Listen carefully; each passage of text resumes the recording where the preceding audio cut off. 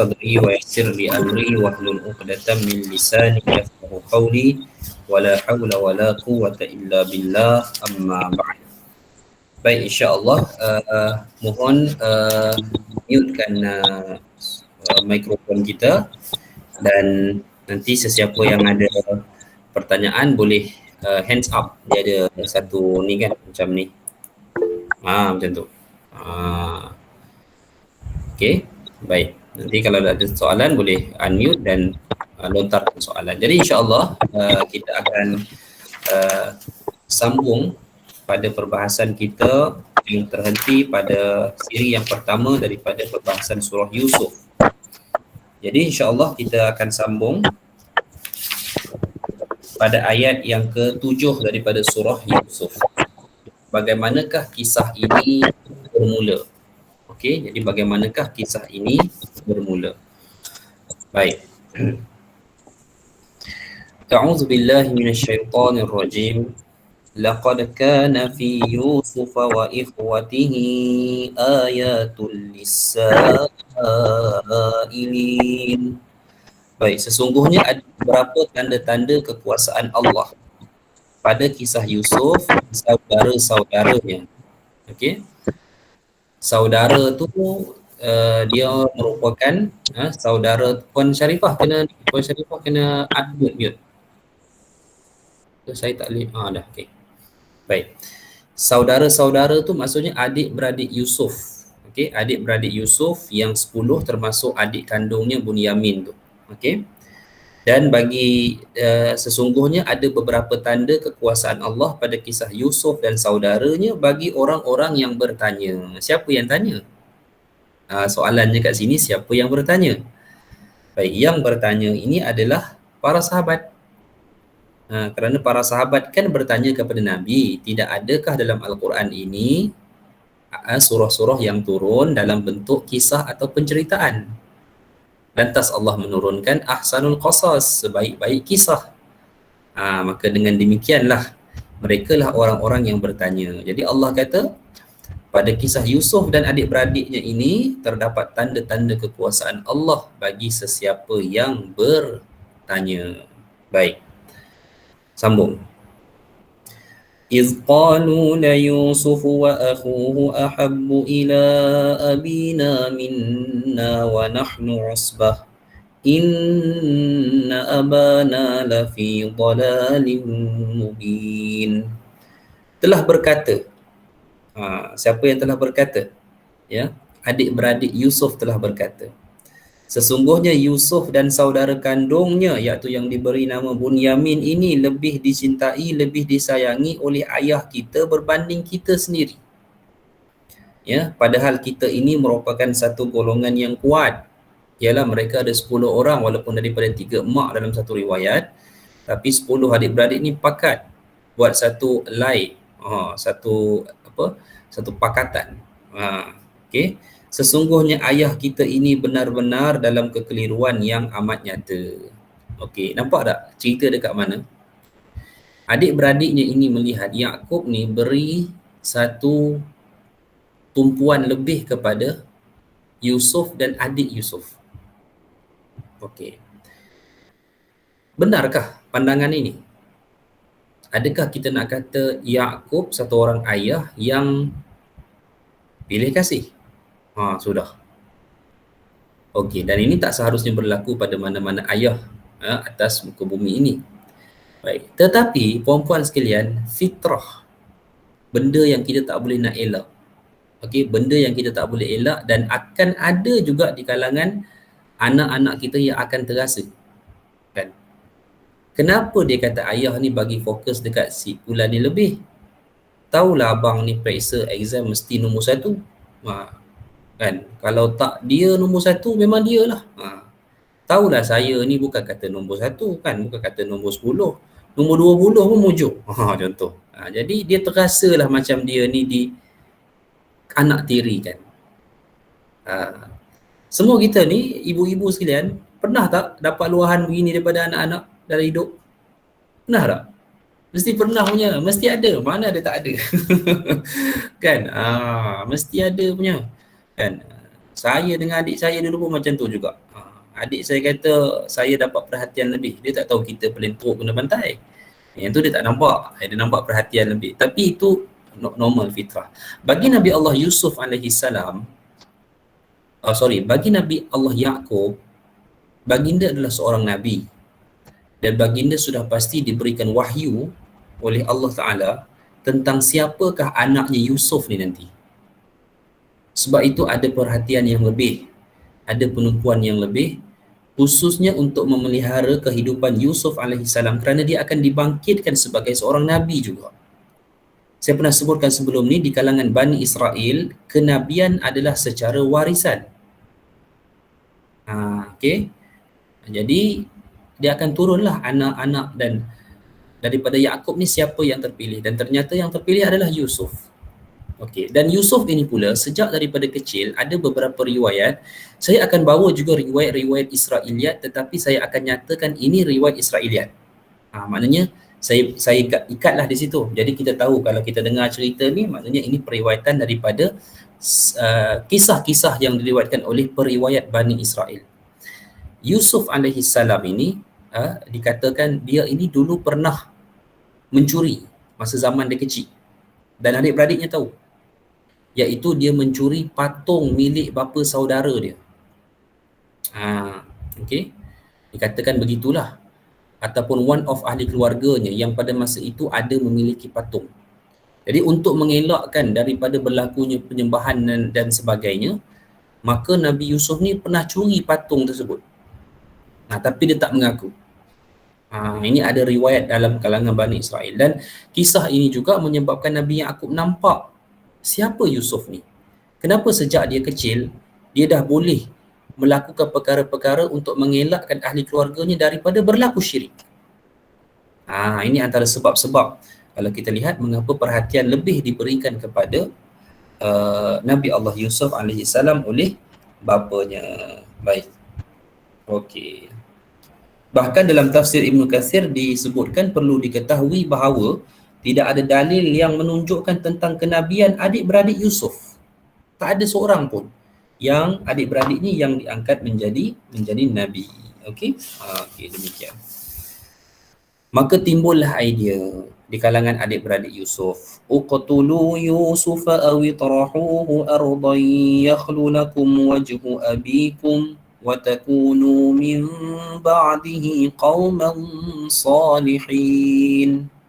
Macam ni lah, kita bunuh je lah Yusuf ni. Ataupun dia kata bunuhlah Yusuf. Okey, kat sini ada khilaf siapa yang bercakap. Sebab Allah rakamkan dalam ayat yang ke-9 ni, ada seseorang bercakap, lalu dia menyatakan, dia cakap dan dia beri arahan kepada adik-beradik Yusuf, uqtulu Yusuf, dia kata, bunuhlah Yusuf. Awitrahuhu arda, awitrahuhu arda, ataupun kamu buang dia ke satu kawasan, ke satu negeri. Yakhlu lakum wajhu abikum, maka dengan itu hilanglah perhatian ayah kamu kepada Yusuf ini. Okey. Wa takunu min ba'dihi qauman salihin, dan selepas tu kamu jadilah orang yang soleh, taubatlah. Okey, dalam banyak pendapat menyatakan ini adalah perkataan salah seorang adik-beradik Yusuf. Ada yang kata ini adalah perkataan adik-beradiknya yang bernama Yahuda. Okey, tetapi saya lebih cenderung kepada satu pendapat yang mana yang bercakap begini adalah iblis. Iblis ni dia memang direct ganggu para nabi, yang melibatkan para nabi. Kadang-kadang memang mereka ini ganggu direct. Dia sendiri datang. Okey? Baik. Okey. Ada soalan? Jadi dia ni arahkan kepada adik-beradik Yusuf ni supaya kamu buat macam ni. Kamu bunuh dia. Sebab arahan bunuh ni, kan, kalau kata adik-beradik nak suruh arahan bunuh, macam tak berapa nak nyambung. Takkanlah jahat sangat sampai nak suruh bunuh terus ceritanya. Tapi arahan ni datang supaya bunuh terus.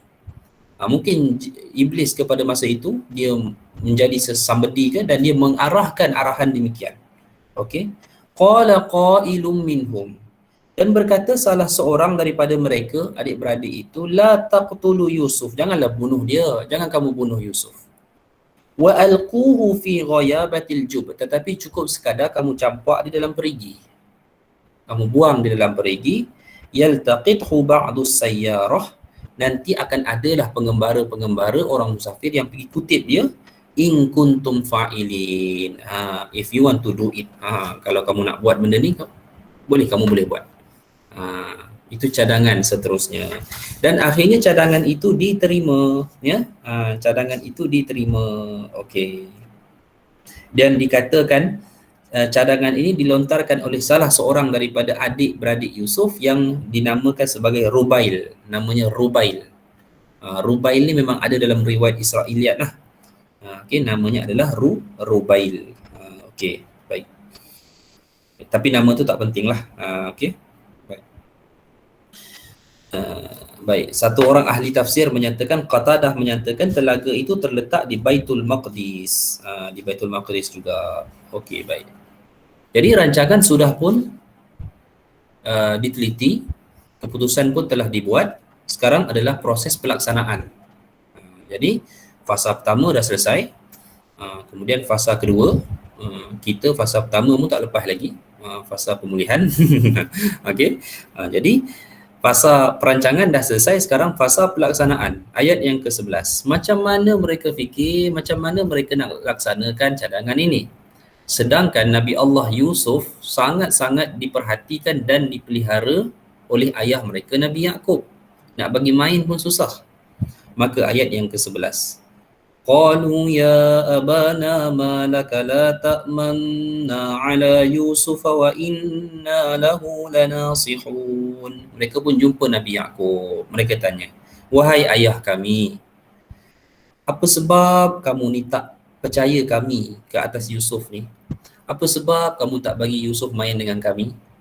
Apa sebab kamu tak bagi Yusuf ni keluar dengan kami? Jumpa dengan ayah mereka sendiri. Macam tu. Kami ni tak ada apa dengan Yusuf ni walaupun lain mak. Dia ni adik-beradik kami juga, adik kami juga. Kami ini hanya menginginkan kebaikan je untuk dia. Tak ada lain daripada itu. Mereka cakap dekat Nabi Allah Yaqub alaihi salam. Maka dengan demikian, arsilhu ma'ana ghadan yarta' wa yal'ab wa inna lahu lahafizun. Kalau macam tu, biarlah, izinkanlah dia pergi bersama kami esok. Kurang-kurang dia dapatlah duduk senang-senang, seronok-seronok bermain dengan kami. Kami sure, kami pasti kami akan menjaga dia baik-baik. Ni dia. Dia bagi tahu kepada Nabi Allah Yusuf, kepada Nabi Allah Yaqub alaihi salam. Baik. Apa kata Yaqub? Ini sifat seorang ayah. Okey. Dia sebenarnya bukan sahaja ibu yang tak suka betul. Dia sebenarnya ayah ni, dia terbalik kadang-kadang. Orang perempuan ni kadang-kadang dia suka corner, dia tak suka direct to the point. Okey. Kadang-kadang orang lelaki ni yang suka direct to the point. Tapi dalam banyak segi kekeluargaan, orang lelaki ni kadang dia tak direct to the point. Dia sukar menceritakan masalah. Betul tak? Kita ada masalah sikit, kita cerita. Kita problem dalam grup kuliah, kita cerita kat lelaki kita. Lelaki kita tu malas nak dengar sebenarnya. Dia buat-buat dengar tu. Kan? Kau apa bang nak cerita ni kan? Kita dah lah sama-sama kuliah. Tapi tu lelaki kita dah tutup telinga lah sebenarnya. Tapi kalau kalau orang lelaki ni, kadang-kadang payah nak dengar dia bercerita isu dia. Ada tak? Isu kerja ke, isu komuniti ke, isu tak jarang. Kalau dia nak bercerita dengan kita tu pun, dia cerita sambil-sambil je lah. Lebih-lebih kurang dah tak ada apa nak cerita. Nabi Allah Yaqub alaihi salam, dia tak transparent dengan anak-anak dia. Dia kata, qala inni la yahzununi an tadhhabu bihi wa akhafu an ya'kulahu adh-dhi'bu wa antum anhu ghafilun. Dia kata, sesungguhnya aku rasa sedih lah, dan dia rasa macam khawatir kalau kamu pergi dengan Yusuf, sebabnya nanti kalau serigala datang makan ni macam mana? Satu pendapat kata logik sebab zaman tu memang banyak binatang buas. Okey? Satu pendapat kata tak logik. Kan macam satu alasan yang Nabi Allah Yaqub bagi macam tak logik. Takkanlah serigala tiba-tiba datang main terkam orang macam tu. Macam kita lah, kan? Tak bagi main kat luar, bukan tak bagi apa, nanti rimau datang makan macam mana? Kat kampung dulu kan, saya duduk kat kampung, tok kita tak bagi keluar. Dan tengah-tengah hari tak bagi keluar main, nak main petang lah. Jadi dia kata tengah hari main dekat luar tu, tengah hari rimau keluar makan, kamu baru tahu, dia kata. Tak logik. Sebenarnya dia tak nak kita demam main tengah hari. Jadi begitu. Jadi kat sini hadirin mati Allah sekalian, boleh disifatkan bahawa apa yang disebut oleh Nabi Allah Yaqub ini macam tidak ada asasnya. Ya. Walaupun nanti memang betul ada serigala, cerita serigala tu nanti akan muncul lah, tapi macam tak ada asas. Tapi macam Nabi Yaqub tidak mahu berterus terang tetapi mengelak dengan satu alasan yang kadang macam tidak munasabah. Hakikatnya Nabi Allah Yusuf tidak mahu adik-beradik anak-anaknya ini menganiaya Nabi Allah Yusuf. Nabi Yaqub tak mahu, ianya terjadi. Wa antum anhu ghafilun, dia bagi alasan kalau kamu main nanti kamu lalai, nanti Yusuf kena makan serigala.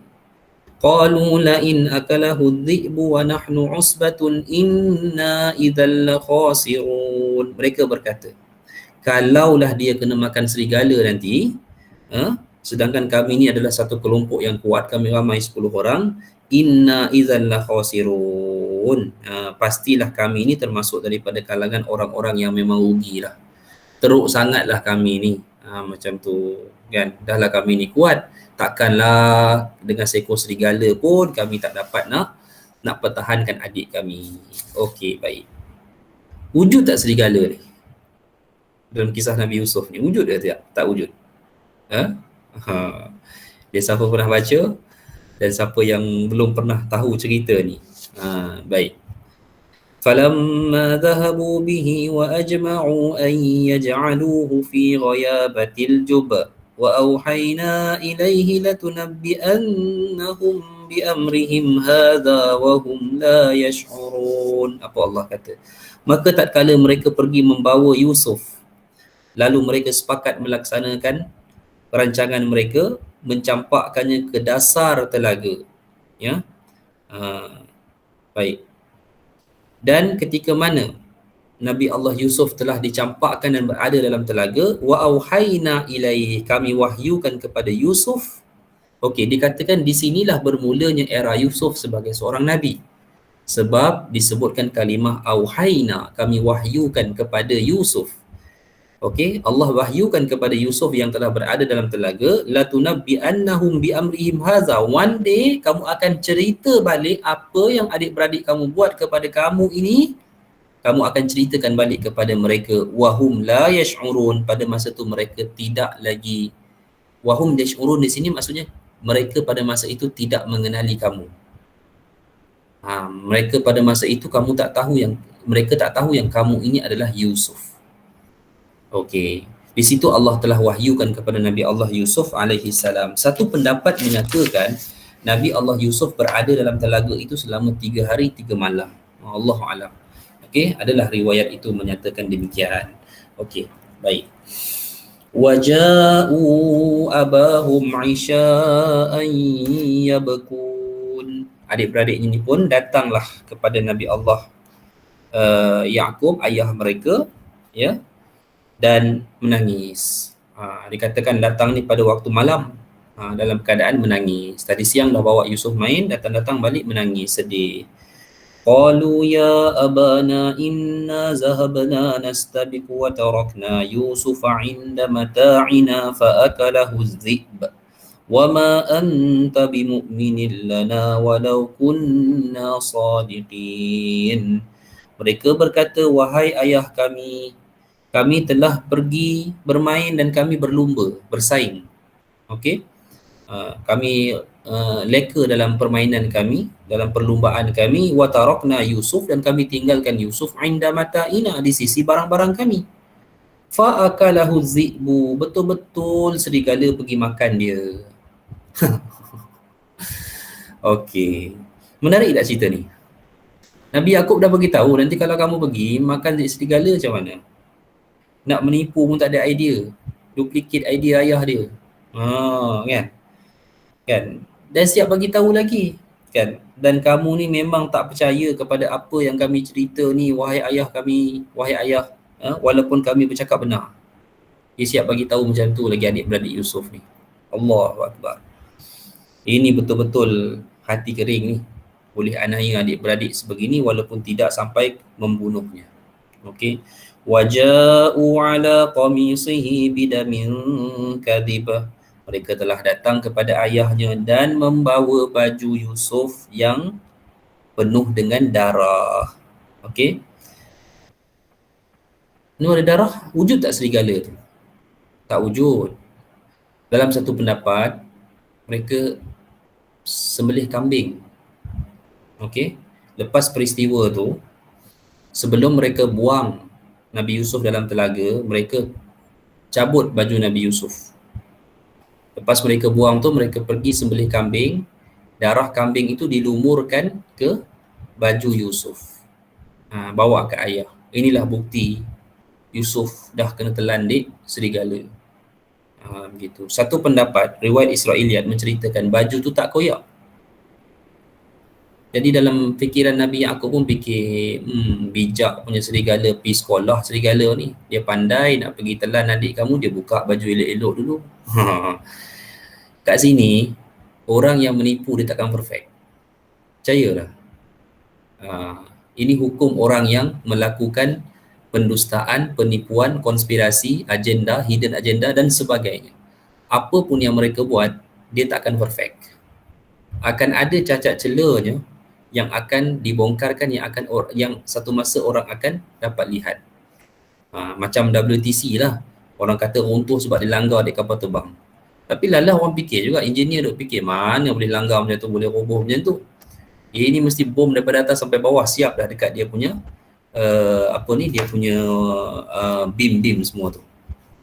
Jadi akan terbongkar juga apa pun penipuan, apa pun pendustaan. Macam tu. Okey, sebab itu kita kena belajarlah daripada kisah ini, apa-apa pun kebenaran adalah yang paling utama. Begitu. Tak boleh kita nak corner kot lain, kita nak mendatangkan macam-macam, tak boleh. Dia tak perfect dan akan ada benda-benda yang akan dapat dilihat oleh orang satu masa nanti. Begitulah. Kadang-kadang bila kita bercakap orang boleh tahu kan, maknanya kita bercakap ni lurus ke ataupun kita bercakap ni banyak corner. Begitu. Okey, baik. Sambung. Bal qala bal sawwalat lakum anfusukum amra. Okey. Mereka datang membawa baju Nabi Yusuf dengan darah palsu. Yakub berkata, sebenarnya dirimu sendirilah yang memandang baik perbuatan yang buruk itu. Tetap Nabi Yakub tak sound ada anak-anak dia. Tak kata kamu tipu. Tak kata mana Yusuf, mana kamu tak ada. Nabi Yakub hanya menyatakan bahawa hanya kamu sahaja yang memandang baik apa yang kamu buat itu. Nasihat yang begitu tenang, masya-Allah. Okey, dan Allah sahajalah yang dimohon pertolongannya terhadap apa yang kamu ceritakan. Fasabrun jamil. Kesabaran yang begitu indah.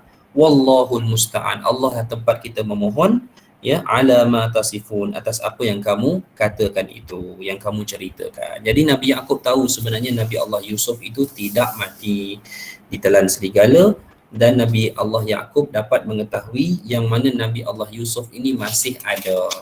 Okey? Baik. Okey, kita sambung. Apa yang berlaku dalam satu pendapat setelah 3 hari Nabi Yusuf berada dalam telaga? Waja'at sayyaratun fa'arsalu waridahum fa'adla dalwah. Maka datanglah sekumpulan orang yang bermusafir, mereka nak ambil air, mereka nampak ada perigi, maka mereka mencampakkan baldi itu. Okey. Jadi ketika mana mereka campakkan baldi itu, maka Nabi Yusuf pun dia paut dekat baldi itu. Jadi dia angkat ke atas. Bila dia angkat tu dia ingat kenapa berat sangat air ni. Qala ya bushra haza ghulam. Orang yang pergi baling baldi itu ke bawah, dia kata, alangkah gembiranya, dia kata ada satu ghulam, ada satu orang budak. Ghulam ni dia bukan budak. Ghulam ni dia darjah 5 ke atas lah, kita ambil macam tu. Dia punya age tu, average umur dia itu 10 tahun ke atas. Okey. Wa asarruhu bida'ah, dia kata. Puak-puak yang jumpa ni pula, ya, Ini memang kaki bisnes, jumpa apa pun nak jual. Orang bagi hadiah kelapa sebiji pun dia pergi jual kat kawan dia RM1, ambil lah dia kata. Kan? Jadi dia orang fikir, ada budak cantik, kita sembunyikan, jadikan dia sebagai barang dagangan. Mungkinlah di sini bermulanya aktiviti pemerdagangan manusia. Jual orang. Okey? Baik. Wallahu alimun bima ya'malun. Dan Allah itu mengetahui apa yang kalian semua lakukan. Baik. وَشَرَوْهُ بِثَمَنٍ بَخْسٍ دَرَاهِمَ مَعْدُودَةٍ وَكَانُوا فِيهِ مِنَ الزَّاهِدِينَ. Baik, apa terjadi? Dan tak bercakap banyaklah. Dah jumpa Nabi Allah Yusuf, maka mereka ni pulang ke tempat mereka, maka dijadikan Yusuf ini sebagai barang dagangan. Mereka jual Yusuf dengan harga yang murah. Budak kan? Jual harga murah. Baik. Dikatakan di sini hanya beberapa dirham saja, sebab barang free, dapat percuma. Jadi dia tak beli pun. Yusuf ni dapat percuma, jadi dia jual beberapa dirham saja, kan? Kerana bagi mereka dia ni budak. Mungkin tak ada apa-apa sangatlah, nak jual tinggi pun susah, kan? Begitu. Jadi dia juallah dengan harga yang murah. Baik. Okey. وقال الذي اشتراه من مصر لامرأته أكرمي مثواه عسى أن ينفعنا أو نتخذه ولدا وكذلك مكنا ليوسف في الأرض ولنعلمه من تأويل الأحاديث والله غالب على أمره ولكن أكثر الناس لا يعلمون. Siapa yang beli? Okey. Di sini disebutkan orang yang membeli ini adalah orang daripada Mesir. Okey, dan orang yang membelinya berkata kepada isterinya. Siapa beli? Ni satu soalan juga ni. Kan? Siapa beli? Yang beli ni adalah orang penting dalam pentadbiran kerajaan Mesir pada masa itu. Okey. Okey, dia cerita dia macam ni. Kita baca dulu. Dan orang Mesir yang membelinya berkata kepada isterinya, berikanlah kepadanya tempat dan layanan yang baik. Boleh jadi dia memberi manfaat kepada kita atau kita jadikan dia sebagai anaknya. Okey. Ada satu pandangan menyatakan bahawa keluarga ni bukan keluarga Zulaikha. Ni keluarga lain. Sebab Zulaikha ni suami dia siapa? Al-Aziz. Siapa Al-Aziz? Raja Mesir masa tu. Raja Mesir pada masa itu. Jadi Zulaikha ni kira pemaisuri. Begitu. Jadi ada pendapat pertama menyatakan tak, yang beli ni bukan keluarga Zulaikha asalnya. Ini keluarga pembesar kerajaan Mesir pada masa tu. Ini mungkin keluarga menteri perusahaan dan industri contoh. Dia yang beli. Jadi bila dia beli apa semua ni, dia kata budak ni bagus, ada kecerdikan, kepandaian apa semua, begitu begini. Lepas tu apa jadi? Berita ni sampailah kepada Perdana Menteri. Sampailah kepada Raja Mesir pada masa itu, Al-Aziz.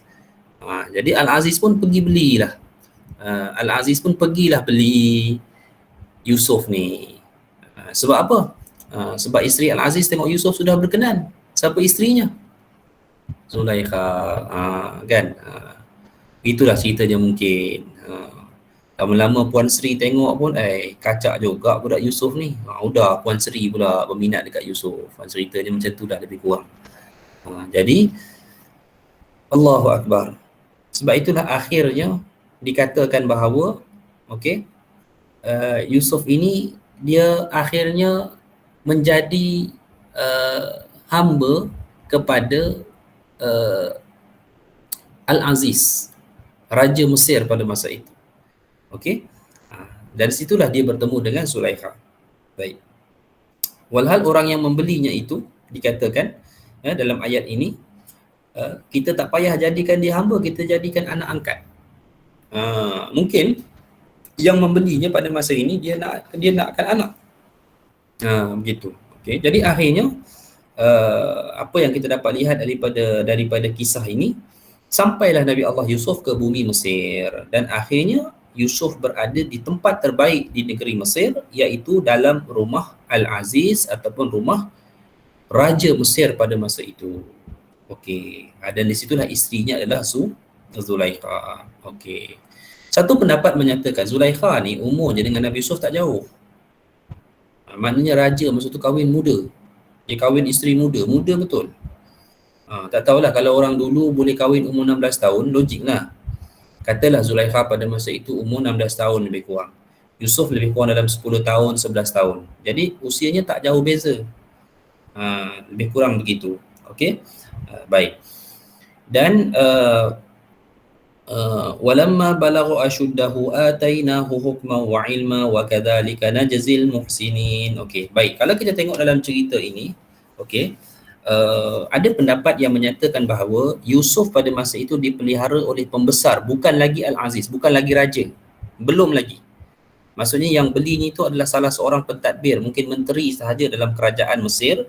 Dia jaga Nabi Yusuf sebagai anak angkat. Okey, sebagai anak angkat, diberikan satu kasih sayang yang cukup apa semua. Bila Nabi Yusuf meningkat besar ini, dia diberikan hukmah wa ilmah, bijak dan juga orang yang berilmu. Dan demikianlah kata Allah, kami telah membalasnya dengan kebaikan. Demikianlah kami balas kepada orang-orang yang buat baik. Kukut mana pun orang yang buat kebaikan ini, hadirin mati Allah sekalian, akan ada ganjaran baik yang Allah akan berikan kepadanya satu masa nanti. Sebab tu dalam hidup ni kita cubalah untuk melakukan kebajikan. Begitu kan. Sempurna, perfect, tak ada orang yang perfect, tak ada orang yang sempurna. Kan? Sama-sama buat baik, bergaduh, kita biar je lah. Kita janganlah sokong mana-mana. Ni kita sokong. Satu angkat spanduk Caprice, satu angkat spanduk Abel Liu. Tak payahlah, biarlah demo bergaduh. Orang kata kan, biarlah habis-habis gitu je lah. Habis-habis gitu saja.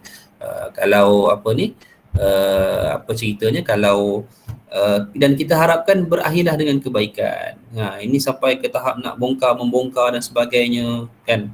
Sebenarnya perempuan sekalian, kalau jiwa kita ni satu jiwa yang bersih, kita tak suka dengar pembongkaran.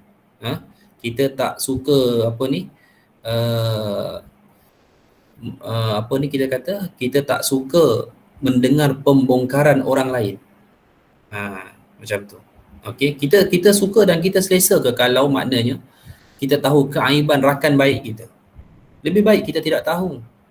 Betul demikian. Ketika mana Umar menjadi khalifah, okey, ketika mana Umar menjadi khalifah, dia hantar Sa'ad bin Abi Waqqas jadi gubernur di Kufah sana. Jauh di Kufah. Okey. Dan ada orang yang menganiaya Sa'ad bin Abi Waqqas. Dia kritik macam-macam, dia komplain dekat Umar. Sa'ad bin Abi Waqqas ni buat begini, solat tak jaga, gitu. Dan Umar sebagai khalifah terpaksa untuk selesaikan kes itu. Dan antara perkataan pertama Umar ketika berjumpa dengan Sa'ad, dia kata apa? Dia kata, semoga apa yang aku dengar ini, dia kata, tidak akan mengubah pandanganku kepada kamu. Nampak begitu. Sebab tu cerita-cerita di sebalik ataupun kisah-kisah sahabat-sahabat kita ataupun kawan-kawan kita ataupun sesiapa sahaja yang tak sedap, tak enak didengar, maka saya secara peribadi saya rasa elaklah kita untuk dengar. Itu lebih baik. Okey, itu lebih baik. Kalau tak, dia akan menyebabkan kita jadi tidak selesa. Kan? Jadi selagi mana keburukan dia itu tidak memberi efek kepada kita, maka tak perlulah kita nak sibukkan diri kita untuk mengetahui hal tersebut. Okey, baik. Sambung. Begitulah. Jadi satu pendapat kata, bila mana dia dah besar, dipelihara begini apa semua, jadi menyebabkan menteri Mesir pada masa itu berkenan kepada Yusuf. Lalu berpindahlah daripada duduk dalam rumah menteri kepada rumah Raja Mesir Al-Aziz pada masa itu. Jadi duduk di Wisma Perdana lah. Lebih kurang begitulah ceritanya. Okey. Baik. Dan pada masa itu ada wanita yang tinggal serumah dengan Yusuf. Okey. وراودته التي هو في بيتها عن نفسه وغلقت الأبواب وقالت هيت لك قال معاذ الله إنه ربي أحسن مثواي إنه لا يفلح الظالمون. Baik, ditakdirkan maka wanita yang tinggal serumah dengan Nabi Yusuf. Baik, wanita ini disebutkan sebagai Imra'atul Aziz, maksudnya isteri kepada Al-Aziz. Okey, ini baru Zulaikha, yang mana dia sudah berkenan, hatinya sudah berkenan kepada Yusuf yang tinggal di rumahnya, menggoda Yusuf untuk menundukkan dirinya kepadanya. Dia menutup pintu-pintu lalu berkata, dia kata waqalat hai talak, marilah Yusuf ke sini, dia kata. Okey. Dan Yusuf berkata, aku berlindung kepada Allah. Sesungguhnya tuanku telah memperlakukan aku dengan baik. Maksudnya dia kata tuan aku, tuan tu siapa? Suami kepada Zulaikha tu. Dia telah memelihara aku, menjaga aku dengan baik. Sesungguhnya orang-orang yang zalim tidak akan beroleh keuntungan. Baik. Dalam kes ini Allah nyatakan walaqad hammat bihi wa hamma biha. Dalam kes ini sesungguhnya wanita itu, Zulaikha itu, ya, dia telah punya keinginan kepada Yusuf, dan Yusuf pula apa? Berkeinginan kepada dia. Lawa jugalah kot. Begitulah ceritanya. Memanglah dia tengok tu, ya, dia tahu isteri kepada Al-Aziz, Raja Mesir, dia tahu, tapi lawa orang ni. Macam tu. Umur pun mungkin tak jauh beza pada masa itu. Okey, laula ar-ra'a burhana rabbih. Allah menyatakan Yusuf juga telah berkeinginan kepada Zulaikha ini. Hanya sahaja kerana Allah meletakkan tanda di hadapan Nabi Allah Yusuf. Ada satu pendapat menyatakan ketika godaan ini bukan berlaku sehari.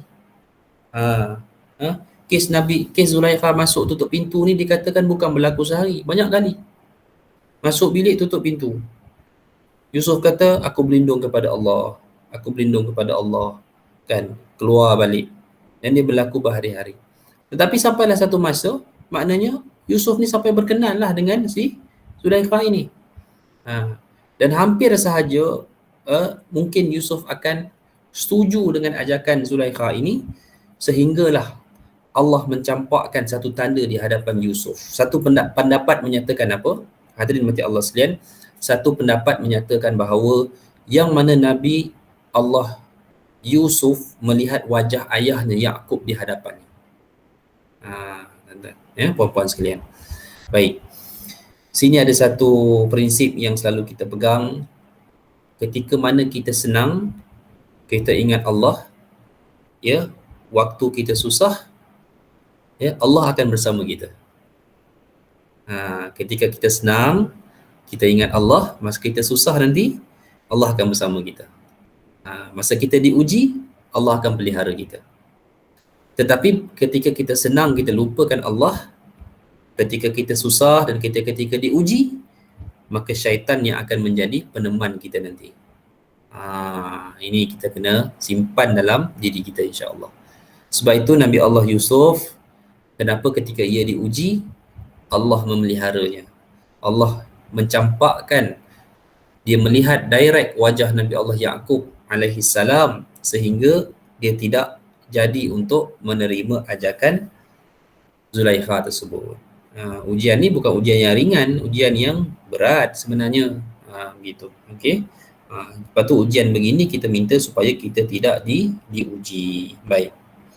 Wa kadzalika linasrifa anhu as-su'a wal fahsya, begitulah kami memalingkan ia daripada keburukan dan juga kejahatan.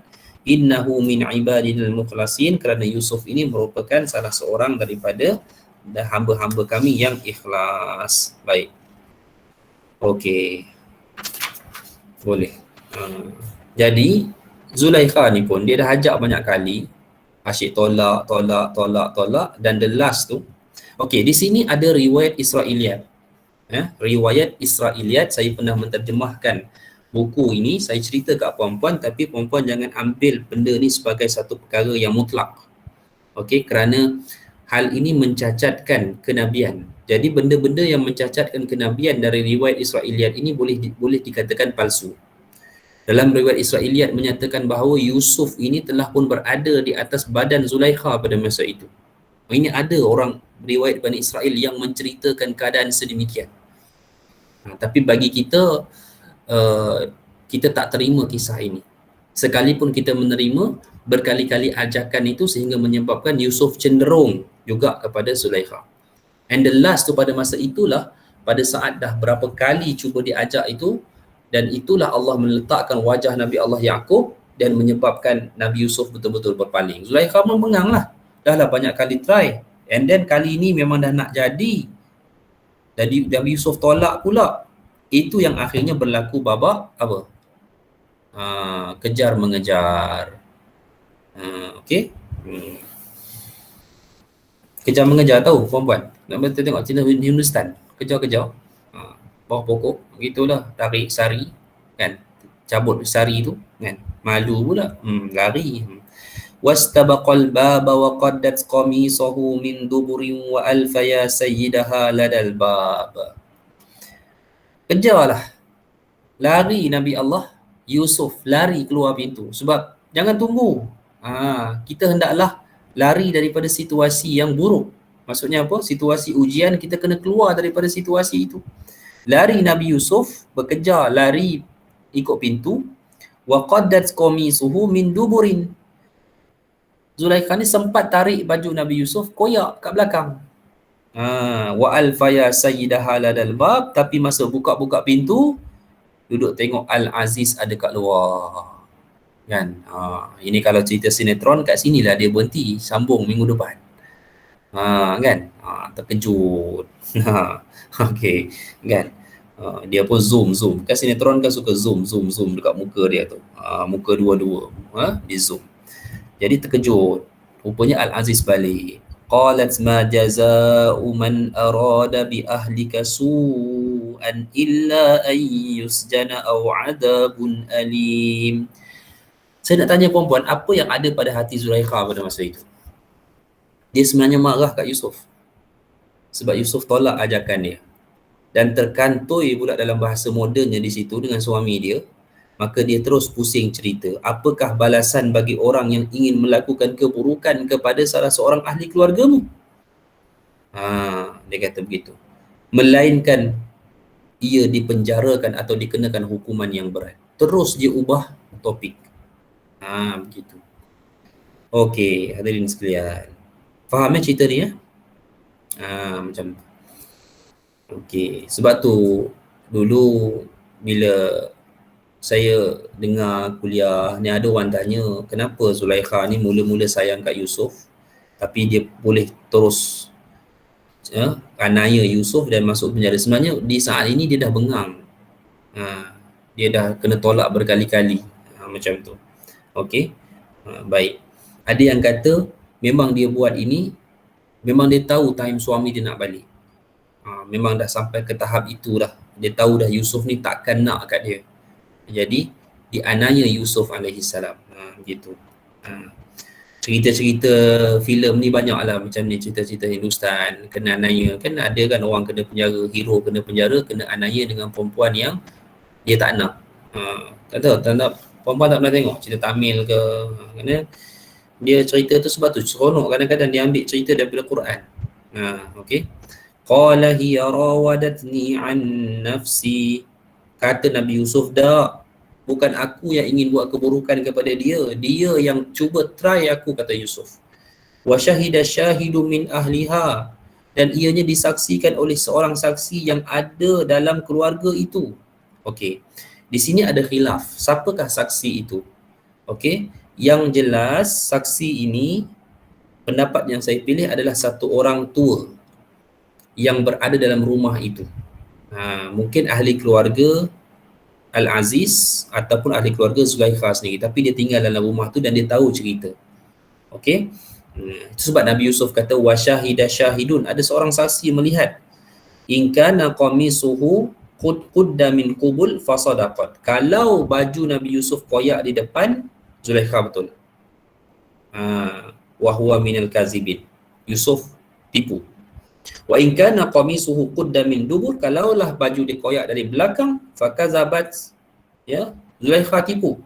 Wa huwa minas sadiqin, dan Yusuf daripada kalangan orang yang benar. Falamma ra'a qamisahu qudda min duburin, apabila Al-Aziz suaminya melihat bahawa baju Nabi Yusuf koyak daripada belakang, qala innahu min kaidikum, dia kata jelas ini semua adalah agenda kamu wahai Zulaikha. Jelas Yusuf tidak bersalah. Inna kaidakunna azim, sesungguhnya, ya, tipu helah kalian ini amatlah besar. Okey, baik. Sebab itulah perempuan tengok dalam drama TV, kadang-kadang kita tengok jahat ni, kenapalah jahat sangat? Sampai kita benci terus pelakon tu masa kita tengok cerita tu, kan? Tengok pelakon tu terus benci terus sebab jahat sangat dalam filem tu. Gitu, dalam drama tu. Sebab kadang-kadang perancangan ni, kadang-kadang bila orang nak mengenakan seseorang, Allah sebut kaidakun azim. Orang perempuan ni bila dia dah bengang, bila dia dah nak rancang satu benda, dia akan rancang, dia akan nanyakan. Ini ada satu cerita, seorang kenalan lama lah di Syria, jauh sini daripada saya. Okey, dia kahwin dengan orang Syria. Kawan saya ni lawa lah, isteri dia tu, dia kahwin dengan orang Syria. Dalam masa yang sama, ada satu orang Syria lain nak dekat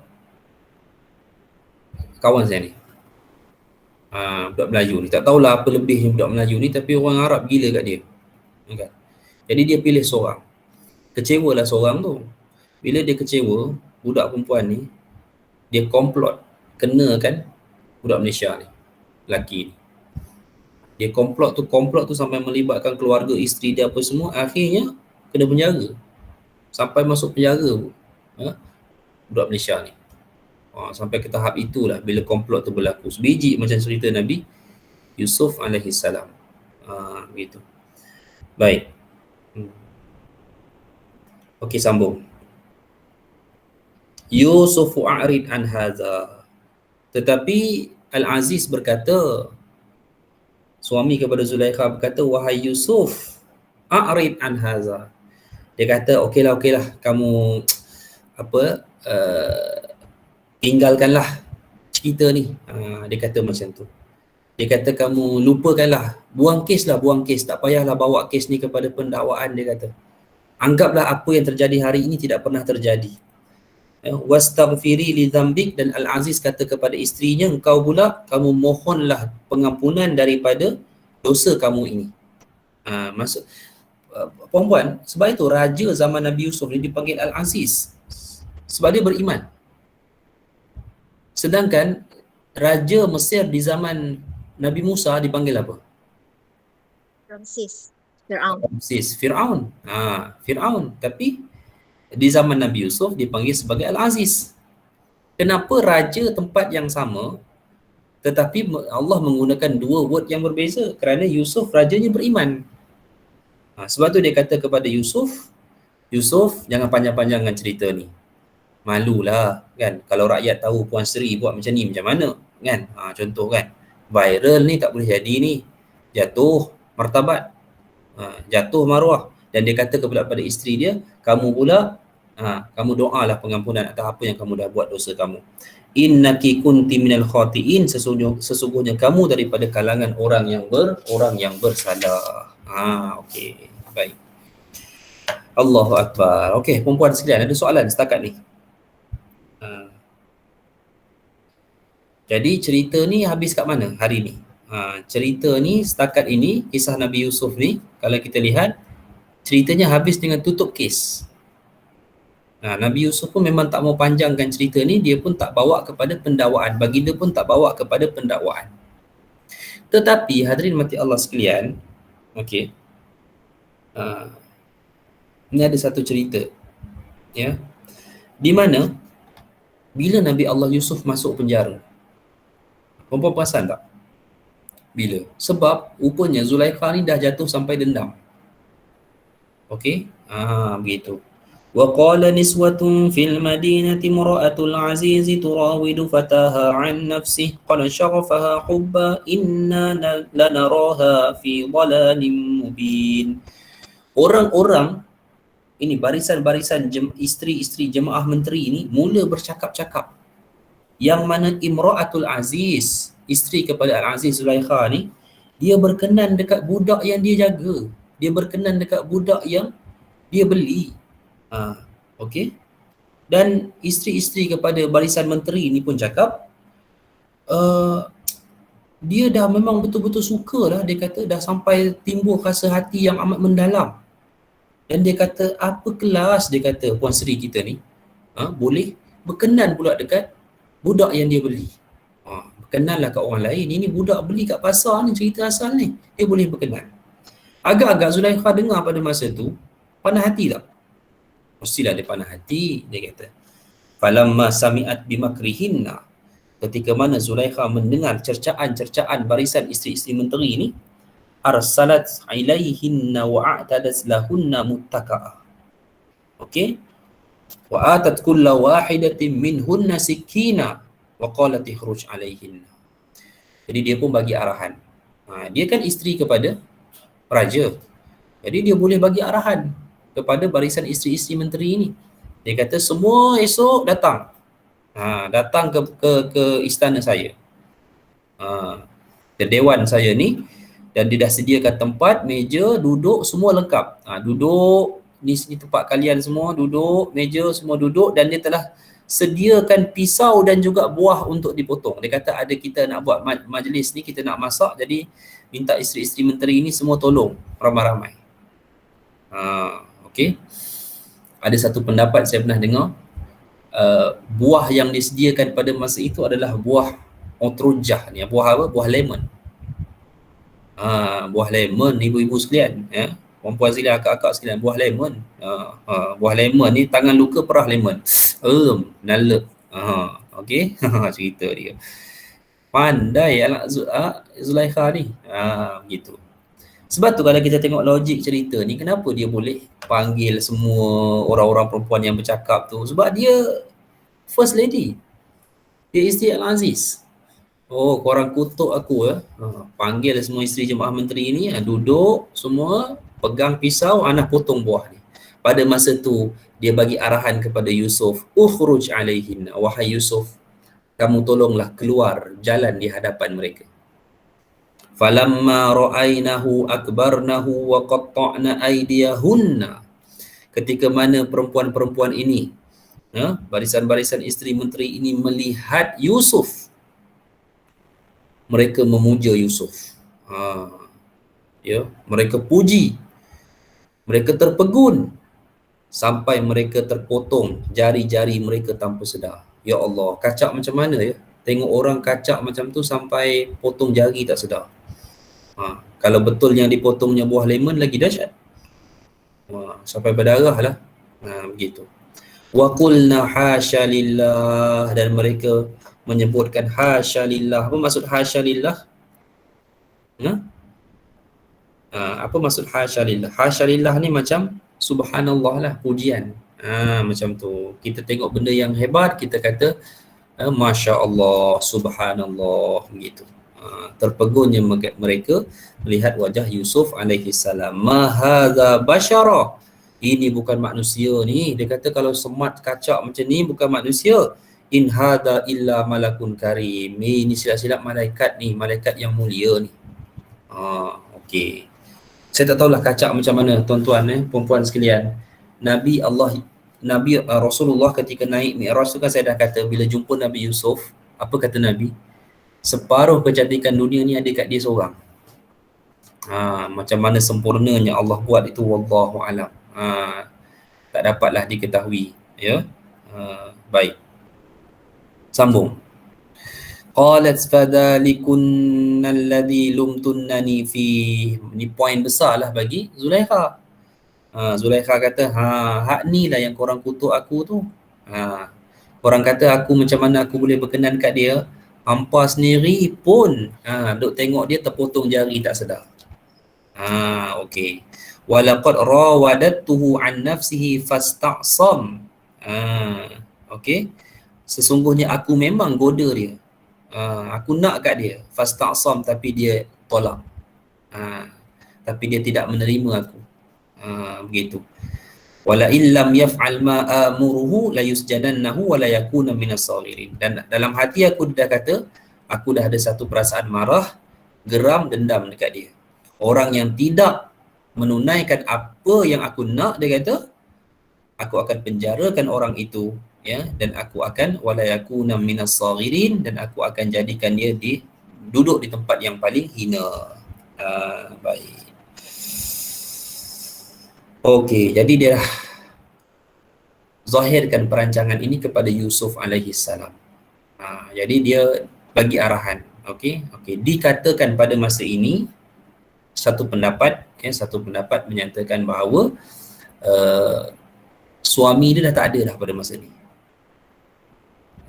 Bukan suami dia dah. Jadi satu pendapat lah, satu pandangan. Kata yang berkuasa pada masa ni interim. Dia berkuasa. Zulaikha berkuasa pada masa itulah. Satu pendapat kata suami dia ada lagi, macam tu. Tapi tak dapat jelas dalam riwayat. Cuma apa yang berlaku, akhirnya Zulaikha mengadakan suatu rancangan, dan rancangan itu menyebabkan akhirnya, ya, Nabi Allah Yusuf memang akhirnya dijatuhkan hukuman penjara. Qala rabbi sijnu ahabbu ilayya mimma yad'unani ilayhi wa illa tasrif anni kaidahunna asbu ilayhinna wa akum minal jahilin. Okey, Nabi Yusuf dia kata penjara lebih aku sukai, okey, berbanding dengan apa yang aku hadapi pada masa ini. Dia terpaksa berhadapan dengan satu orang perempuan yang nak menggoda dia, yang dah geram dekat dia, yang dah nak anaya dia, dan perempuan itu memiliki kuasa dalam negeri itu. So macam-macam anything benda yang dia akan hadapi, maka dengan itu kata Nabi Allah Yusuf, okey, aku dipenjarakan lebih aku sukai kerana aku dapat dipalingkan daripada kerja jahat perempuan itu. Okey, dan kalau lama-lama aku berhadapan dengan dia, wa aku minal jahilin, aku akan menjadi orang yang jahil, kata Nabi Allah Yusuf alaihi salam.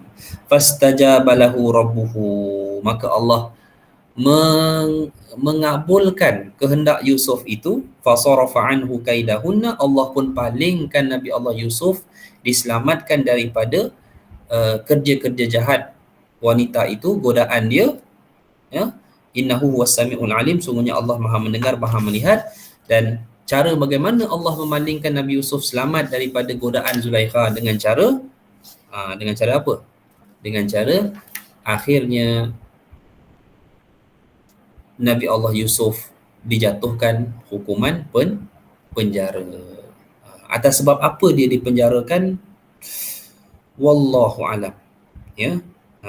Tidak dapat dikabarkan dengan jelas, tapi dalam satu riwayat yang paling munasabah, Zulaikha sendiri membuat kenyataan bahawa ia telah pun cuba dianiaya ataupun cuba diganggulah oleh Yusuf. Dan sebab ataupun pensabitan Yusuf dimasukkan dalam penjara itu adalah kerana apa? Kerana kesalahan cuba untuk menggoda ataupun menganiaya Zulaikha, first lady ni. Ini bukan sikit-sikit punya kerja ni, bukan sikit-sikit punya kesalahan. Jadi perempuan sekalian, insya-Allah cerita bagaimana kehidupan Nabi Allah Yusuf dalam penjara, insya-Allah kita akan cerita pada minggu hadapan. Berapa lama Nabi Allah Yusuf dalam penjara? Banyak riwayat. Satu riwayat kata 1000 hari. 1000 hari dalam bahasa Arab apa? Alfu yaum. Alfu tu 1000, yaum tu hari, alfu yaum. Dekat Mesir ada satu tempat nama dia Fayyum. Kalau tanya orang-orang Mesir lama, dia kata Fayyum ni asal dia alfu yaum. Nama tempat tu Fayyum. Tasik Korun tu dekat Fayyum lah. Tasik Korun tu dekat satu tempat di Mesir nama dia Fayyum. Okay, jadi kalau tanya orang lama Mesir, dia kata Fayyum tu berasal daripada Alfu Yaum, 1000 hari. Dia kata apa makna 1000 hari itu? Alfu Yaum tu adalah tempoh keberadaan Nabi Allah Yusuf dalam penjara. Lama jugalah tu. Jadi insya-Allah, jadi dengan demikian kita berhenti dulu kisah tu di sini, dan insya-Allah minggu hadapan kita akan mulakan kisah kehidupan Nabi Allah Yusuf dalam penjara. Jadi bila dah masuk penjara tu, bersukalah, puaslah hati Zulaikha. Aku puas, dia kata, aku puas. Begitulah kisah dia. Okey, wallahu a'lam. Sebenarnya cerita ni, bila orang menceritakan kisah Nabi Yusuf, orang tidak menyentuh soal kekuasaan yang dimiliki oleh Zulaikha. Pernah tak kita baca surah Yusuf, ustaz-ustaz kita ceritakan kekuasaan yang dimiliki oleh Zulaikha? Biasanya cerita tentang penganiayaan. Tapi Zulaikha adalah satu orang yang punya kuasa mutlak dalam wilayah Mesir pada masa itu. Dia menggunakan kekuasaan dia, melepaskan geram dia, melepaskan amarah dia, sehingga dia menggunakan kuasa dia memenjarakan Nabi Allah Yusuf alaihi salam. Baik, insya-Allah. Baik, saya buka soalan pada puan-puan sekalian, insya-Allah. Silakan.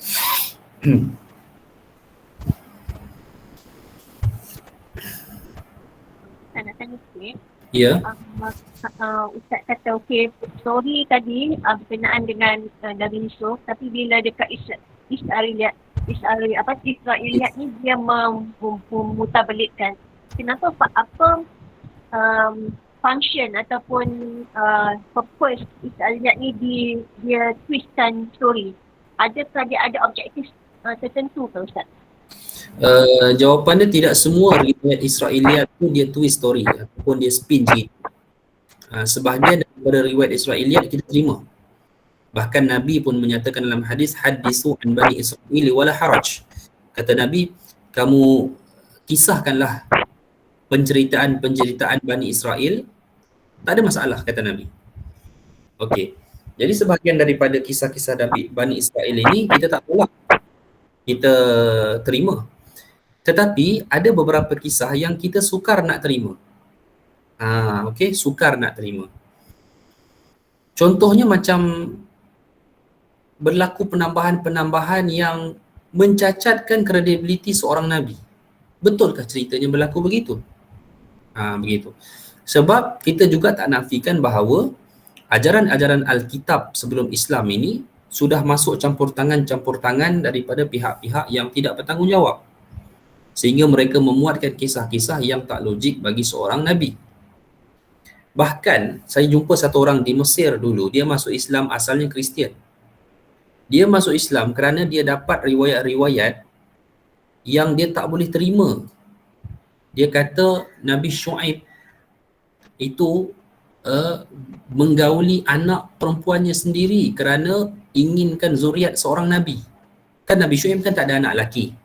Jadi bila Nabi Syuaib tak ada anak lelaki, dia sebelum anaknya bertemu dengan Musa, jadi dia nak cucu dia tu zuriat Nabi juga. Jadi dia pergi bersama dengan anak perempuan dia. Ini mana logik riwayat bagi seorang Nabi? Tak mungkin. Okey, dan dengan demikian ada seorang Kristian tu bila dia baca, dia masuk Islam. Dia kata Islam adalah agama yang paling menjunjung kemuliaan para Nabi. Kita tak pernah terima cerita-cerita begitu. Ada cerita Israiliyat yang kalau kita tak akan terima jika dia menyelisih akidah kita, kita juga tak akan terima jika dia merendahkan kredibiliti mana-mana para Nabi dan Rasul. Tapi apa objektif dia twist tu Ustaz? Objektif dia sebab di kalangan Ahlul Kitab ni, mereka ada satu perbuatan, mereka membeza-bezakan darjat kedudukan para Nabi. Sebab tu Allah akui tilka rusulu faddalna ba'dahum ala ba'd. Allah sendiri menyatakan bahawa di kalangan Rasul ni memang ada yang kami lebihkan sebahagian atas sebahagian yang lain. Tetapi Nabi SAW melarang kita membeza-bezakan para Nabi. Sebab tu Nabi marah kepada sahabatnya yang membezakan baginda dengan Yunus, Nabi Allah Yunus. Nabi walaupun dicerca oleh kaum baginda, tapi Nabi tak pernah tinggalkan kaum baginda selagi Allah tak suruh. Sedangkan Nabi Yusuf kan, Nabi Yunus meninggalkan kaumnya sebelum Allah perintahkan kerana kaumnya ingkar. Nabi marah para sahabat banding-banding dengan para Nabi. Demikian Bani Israel, antara kerja mereka, mereka suka banding-banding dengan para nabi, sehingga mereka buat klasifikasi, ini nabi yang duduk kelas atasan, ini nabi-nabi duduk kelas pertengahan, ini nabi-nabi kecil, nabi-nabi duduk kelas bawahan. Itu mereka punya kerja lah. Jadi bagi mereka Yusuf bukan satu watak penting. Allahu'alam apa sebab, kita pun tak tahu. Tapi banyak nabi-nabi yang kena cerita-cerita buruk ni, nabi-nabi yang tidak dipandang besar oleh Bani Israel. Antaranya Nabi Yusuf, antaranya Nabi Ayub, sakit kan. Cerita Israeliat ni sampai berulat lah Nabi Yusuf, Nabi Ayub ni. Ya ke sampai macam tu? Kan, itu penambahan dalam Israeliat. Wallahu alam. Itu mungkin antara tujuan-tujuan mereka lah. Begitu, insya-Allah. Okey. Ada soalan?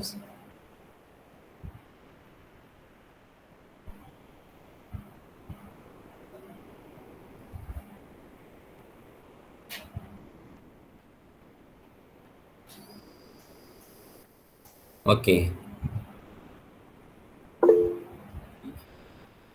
Ya, sila. Ustaz, pasal takwil mimpi kan? Ya. Malaysia memang ada Allah kurniakan kelebihan boleh takwil mimpi. So maksudnya kita ada tak sebarang kitab untuk boleh kita refer? Wallahu alam. Ada kitab tafsir mimpi yang dinisbahkan kepada Imam Muhammad Ibn Sirin ataupun Ibnu Sirin, Ta'wilul Ahlam. Tapi nisbah tu pun tidak sahih, tidak jelas. Adakah benar itu tulisan beliau ataupun tidak? Bagi saya lah, takwil mimpi ini satu wahyu yang ada pada para nabi, dan mungkin antara benda yang Allah bagi kepada orang soleh, tetapi kita tak perlulah beli buku takwil mimpi. Macam tu. Okey. Jadi kita pun kalau kita mimpi macam-macam, apa perkara yang perlu kita verify dulu adalah kesalehan diri kita, itu first. Kalau kita ni betul yakin kita ni orang soleh, barulah maknanya kita bolehlah berinteraksi dengan mimpi-mimpi kita. Kalau tidak tu bagi saya tidak berapa sesuai lah, dan bukan fokus keutamaan kita. Okey. Baik. Okey.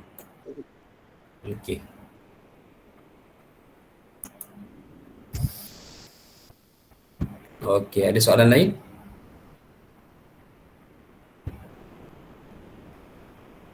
Iya, sila. Assalamualaikum Ustaz. Assalamualaikum. Tadi Ustaz ada beritahu yang ketika Nabi Yusuf di dalam perigi tu, dan ketika tu Ustaz beritahu wahyu awal yang diterima ketika dalam perigi kan? Ya, betul. Jadi maksudnya apa yang akan nak tahu, adakah kenabiannya itu diterah ketika itu ataupun bila masa dia?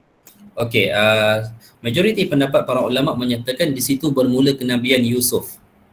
Sebab Allah menyatakan wa auhayna, kami wahyukan kepadanya. Word wahyu itu tidak mungkin terjadi kepada orang yang bukan nabi. Bila kata wahyu kan. Sebab apa? Yang membezakan manusia biasa dengan nabi adalah wahyu je. Lain pada tu tak ada. Nabi marah, nabi makan, nabi minum, nabi tidur, nabi ada pasangan, semua ada. Bezanya adalah mendapat wahyu langsung daripada Allah Azza wa Jalla. Sebab tu tak boleh ada mana-mana ustaz ke tok syekh ke tiba-tiba dia kata saya dapat amalan ni direct daripada Allah Ta'ala. Oh, kira nabi dah tu. Dia telah mengaku nabi tanpa sedar. Jadi disebabkan oleh perkataan Allah wa auhayna ilaih, kami wahyukan kepadanya itu ketika ia berada dalam perigi, maka majoriti pendapat menyatakan bahawa di situlah bermulanya kenabian Nabi Allah Yusuf alaihi salam. Sebab kenabian ni tak sama. Bagaimana kenabian ni bermula bila? Kenabian ini bermula apabila seseorang itu langsung mendapat wahyu langsung dari Allah Ta'ala. Di situlah bermula kenabian. Walaupun dia belum mendapat petunjuk kebenaran lagi. Maksudnya dia belum lagi diberikan petunjuk dari segi akidah, dari segi syarak, syariat. Nabi SAW ketika mula mendapat wahyu adalah di Gua Hira. Hanya pada ayat Iqra. Tidak ada ayat perintah solat, tak ada ayat perintah ibadah, semua tak ada. Bahkan ketika Nabi terima ataupun Nabi tak tahu apa yang Nabi terima. Sehinggalah beberapa tempoh ada yang menyatakan sampai setahun lebih daripada itu baru Nabi dapat faham apa yang baginda terima. Gitulah jawapan saya insya-Allah ya, Puan. Okey, terima kasih Ustaz. Baik, sama insya-Allah. Ada lagi yang ni? Ya, sila. Apa ni?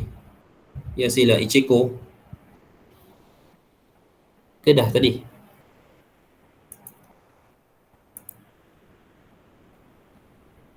Okey. Ciko tu sudah tadi tu, dia terlupa nak lower hand dia. Oh, terlupa turun tangan. Turun tangan lenguh. Okey, baik.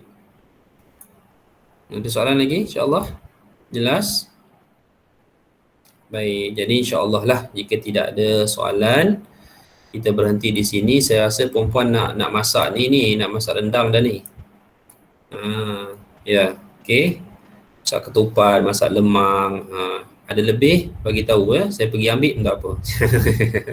Tak adalah, gurau je insya-Allah. Okey, jadi insya-Allah mudah-mudahan semoga Allah merahmati kita, bacaan tafsir kita pada hari yang mulia, hari ke-9 Zulhijjah ataupun hari Arafah ini.